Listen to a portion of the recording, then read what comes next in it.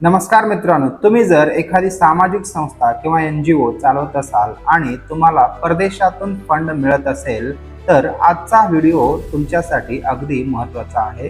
Video शेवटपर्यंत नक्की बघा. FCRA मध्ये मोठी बदल केलेली आहे. या FCRA मध्ये मोठी बदल काय केलेली आहे? जर तुम्ही NGO चालवत असाल आणि परदेशातून जर तुम्हाला फंड मिळत असेल तर तुमची नोंदणी आवश्यक आहे. FCRA मध्ये नोंदणी आवश्यक आहे.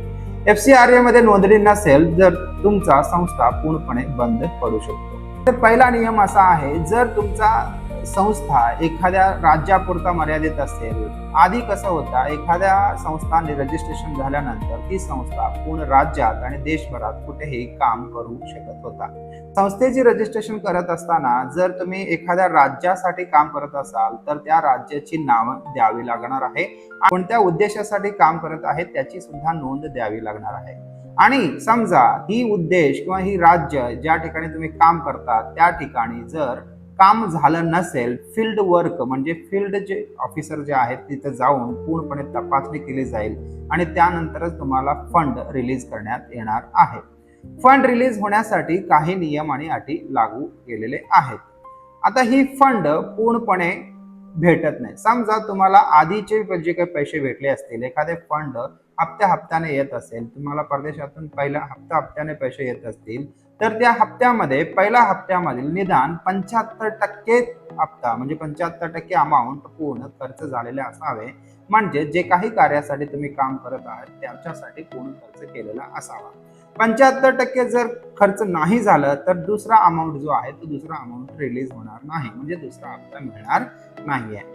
एक राज्य एक उद्देश. एका राज्यात एकच उद्देश असायला पाहिजे. जर तुम्ही राज्य वाढवलात किंवा उद्देश वाढवलात तर त्याचा जो काही नवीन एक्स्ट्रा शुल्क भरावा लागतो ते 300 रुपये प्रत्येक राज्याला, प्रत्येक उद्देशाला तुम्हाला प्रत्येकी 300 रुपये भरावी लागणार आहे. तिसरे नियम म्हणजे काय, तुमच्या संस्थामध्ये योग्य काम आणि रिझनेबल ऍक्टिव्हिटीची अट तुमच्या संस्थेवर टाकण्यात येणार आहे.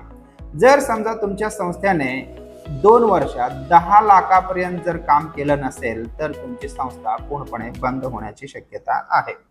म्हणजेच ती FCRA रजिस्ट्रेशन मिळवण्यासाठी किंवा पूर्व परवानगी मिळवण्यासाठी तुम्ही पात्र असणार नाही. तर मित्रांनो, हे होतं FCRA 2026 मधील जे काही नियम आणि बदल केलेले आहेत याचा विवरण मी तुम्हाला दिलेला आहे.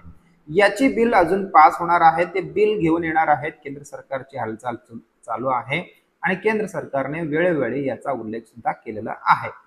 व्हिडिओला सबस्क्राईब करायला विसरू नका, जेणेकरून ही माहिती तुमच्यासारख्या लोकांपर्यंत पोहोचायला मदत होईल. जय हिंद, जय महाराष्ट्र.